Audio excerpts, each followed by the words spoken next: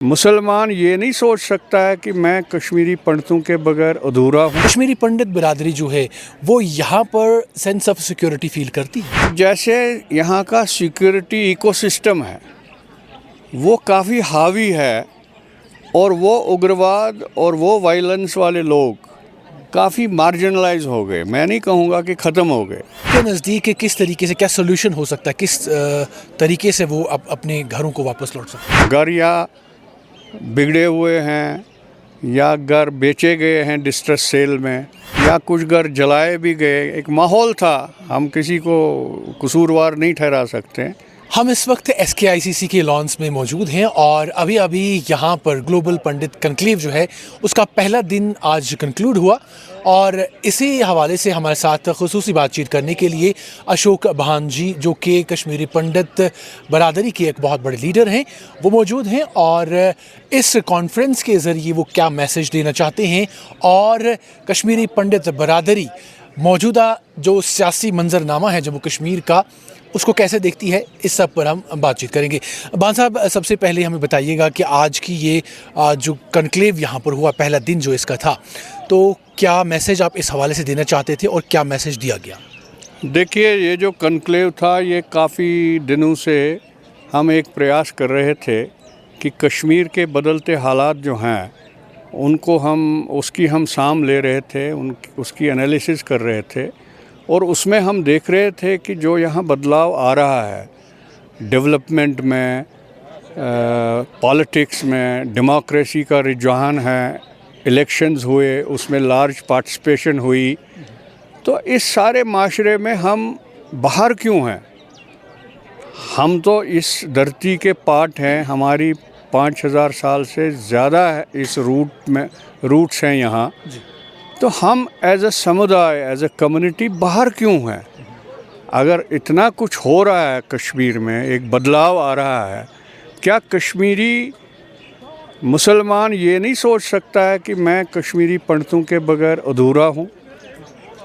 ये ठीक है कि डेवलपमेंट होगा, दिल्ली से पैसा आएगा, रेल आएगी, टनल बनेंगे, एम्प्लॉयमेंट बनेंगे, मेडिकल कॉलेजेस बनेंगे, सब कुछ बनेगा जो एक नई सोसाइटी, मॉडर्न सोसाइटी में बनना चाहिए। और ये कोई मिन्नत नहीं है कश्मीरियों को, ये तो उनका राइट है और उस राइट को जितलाते हुए हम ये सोच रख रहे थे कि हम इससे अलग क्यों हैं।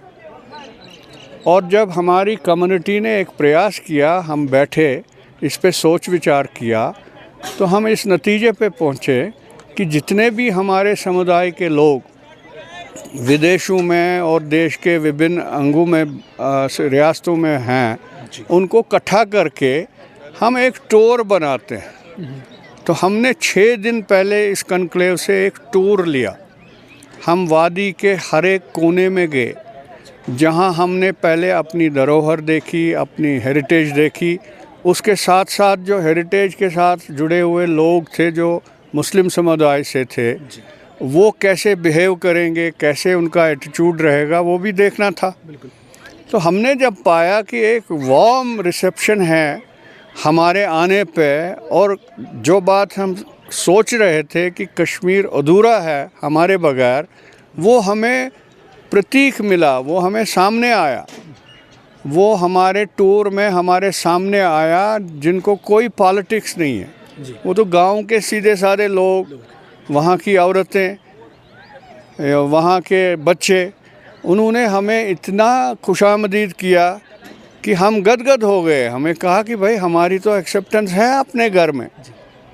तो इसलिए फिर ये जो आज कॉन्क्लेव का प्रयास है, इसमें से हम 2 मैसेज देना चाहते हैं।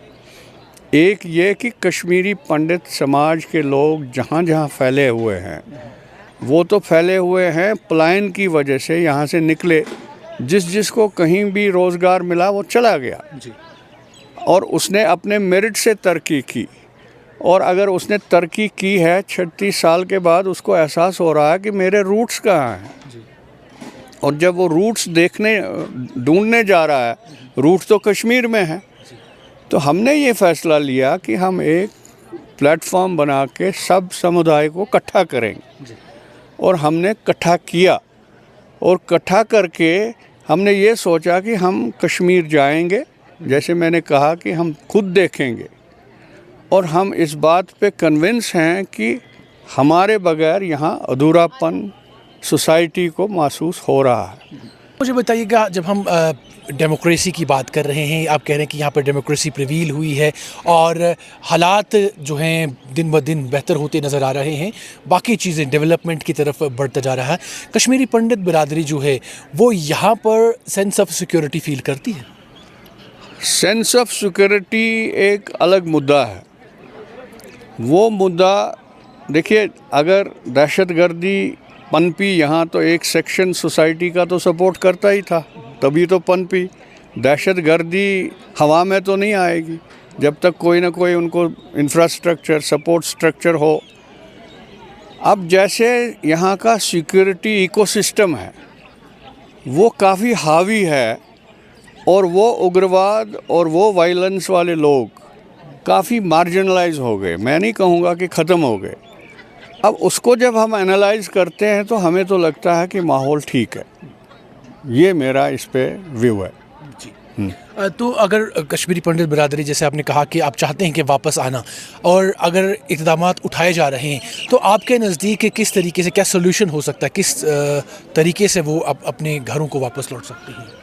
देखिए, घर तो अवेलेबल है नहीं, घर या बिगड़े हुए हैं या घर बेचे गए हैं डिस्ट्रेस सेल में, या कुछ घर जलाए भी गए। एक माहौल था, हम किसी को कसूरवार नहीं ठहरा सकते। वो एक ब्रूटलाइजेशन की एक लहर थी, ब्रूटल हो गए थे यहाँ सिचुएशन। अब उस ब्रूटैलिटी को न्यूट्रलाइज करने के लिए कुछ प्रयास हम सरकार के साथ सोचेंगे, यहाँ के लोगों के साथ, यहाँ की लीडरशिप के साथ। और मुझे इस बात में कोई झिझक कहने में नहीं है कि यहाँ जो मुस्लिम समुदाय है, एक बड़ा लीडर मुस्लिम समुदाय का, एक बड़ा रिलीजियस फिगर मीर वाइज हमारे साथ दिल्ली में आए 1 महीना पहले जी, और उन्होंने कहा, वहाँ भी एक कश्मीरी समुदाय का एक बड़ी शख्सियत फौत हुई थी, उसकी ताज़ियत के उसमें आए थे। मोस्टली कश्मीरी पंडित ही थे वहाँ, मैं भी था। तो उन्होंने कहा कि story of Kashmiri pandits is my story, is the story of Kashmiri Muslim also.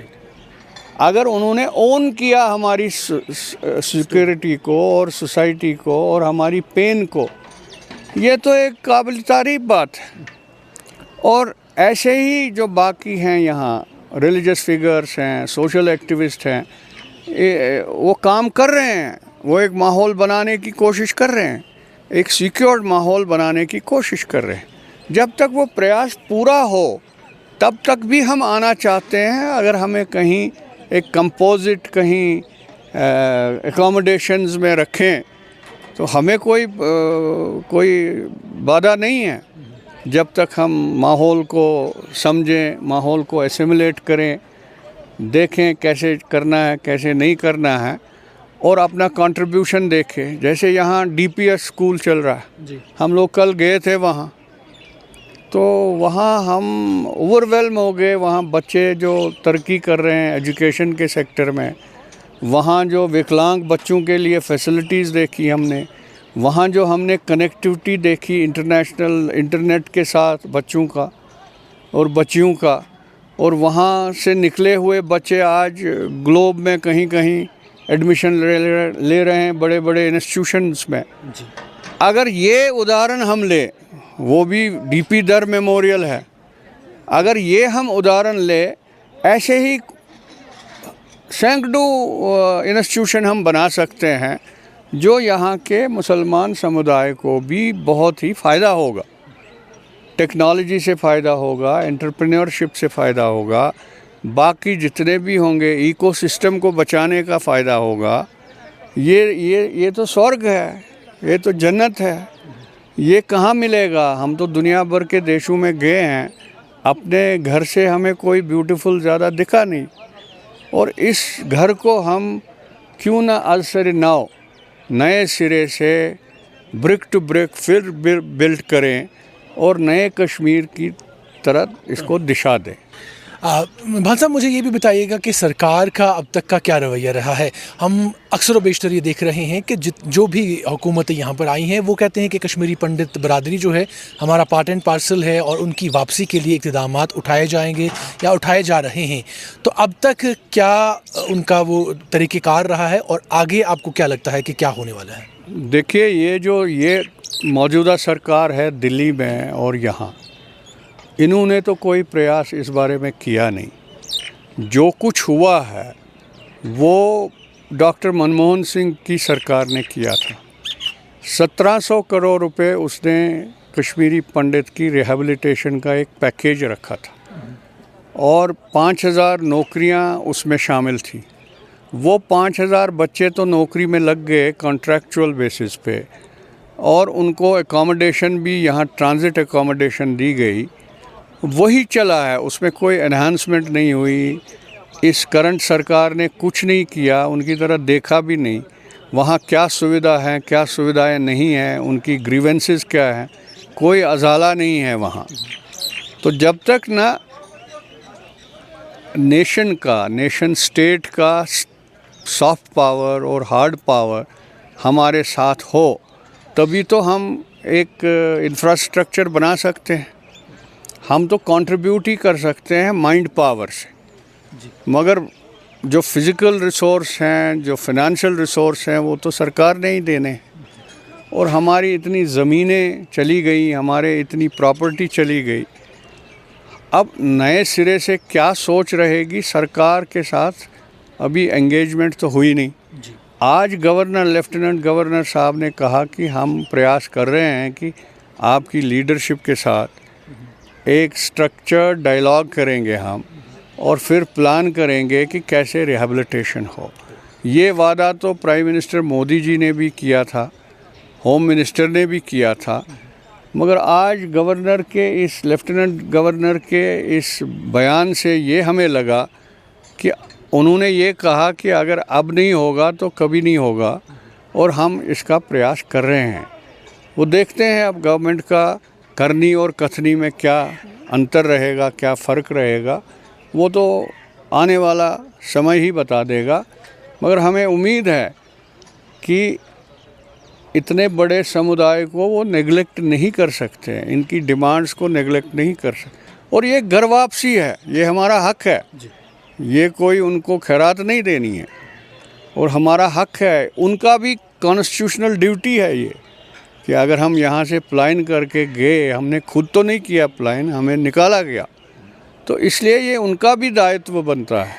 उन्होंने पार्लियामेंट में एश्योरेंस दिया, सुप्रीम कोर्ट में एश्योरेंस दिया, हर जगह एश्योरेंस देते गए, मगर अभी प्रैक्टिकली हमने देखा नहीं।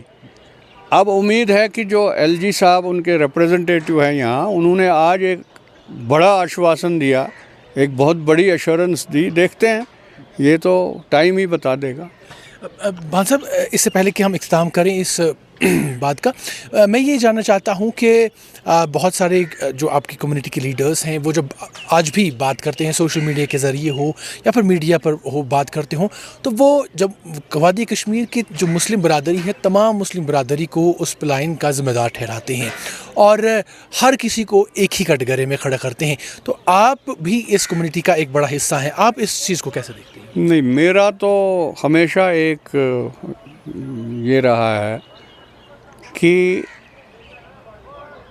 जब यहाँ वायलेंस हुई, टेररिज्म हुआ, उसमें तो बहुत सारे मुसलमान दोस्त हमारे भी शहीद हुए, और कश्मीरी पंडितों को एक कम्युनिटी के रूप में, एक सेक्शन के रूप में, क्योंकि वो एक फेथ से बिलोंग करते हैं, उस लिहाज से एक स्ट्रेटजी उन्होंने तय की कि जहाँ जहाँ इनकी मेजॉरिटी है वहाँ एक बंदे को मारो और उससे 1000 स्केयर हो जाएगा। That's called the strategy of killing one and squaring 1000, right. तो वो उन्होंने अडॉप्ट किया। तो वो अडॉप्ट करके जहाँ जहाँ हमारा मेजॉरिटी लोग रहते थे, तो उनको तो पलायन करना पड़ा। और जो यहाँ हालात उस वक्त बने थे, तो यहाँ तो मुसलमान भी हमारे साथ साथ मरे बेचारे, मुसलमान भी हमारे साथ साथ पलायन किया। फ़ारूक अब्दुल्ला, उमर अब्दुल्ला साहब, ये तो दिल्ली में थे हमारे साथ। महबूबा मुफ्ती, मुफ्ती मोहम्मद सईद मरहूम, वो थे। ये लीडर लोग भी तो हमारी तरफ माइग्रेंट ही थे। अब एक सवाल रहता है कि जब ये इन्होंने वापस आने का प्रयास किया तो यहाँ के समाज ने इनको लीडर भी बनाया, वोट भी दिए, इन्होंने हुकूमतें भी की, आज भी कर रहे हैं। मगर हमारे लिए क्या है? हमारे लिए इतनी नफ़रत क्यों है? हमें क्यों नहीं वेलकम कर रहे? ये आज तक एक बड़ा सवाल था। हम सारे मुसलमान समाज को दहशतगर्दी का ये नहीं दे रहे हैं रंग। हम कहते हैं कि जो गिने चुने लोग थे, जो एक माइनॉरिटी थी, उनका इतना असर हावी हो गया था कि जब हम निकलने लगे हमें अपने हमसाया ने भी रोकने की कोशिश नहीं की। वो गिला तो है जो आज सुरेंद्र कोल जी ने कहा कि उस वक्त हमने आंख भी बंद कर दी, कान भी बंद कर दिए और हम बोले ही नहीं।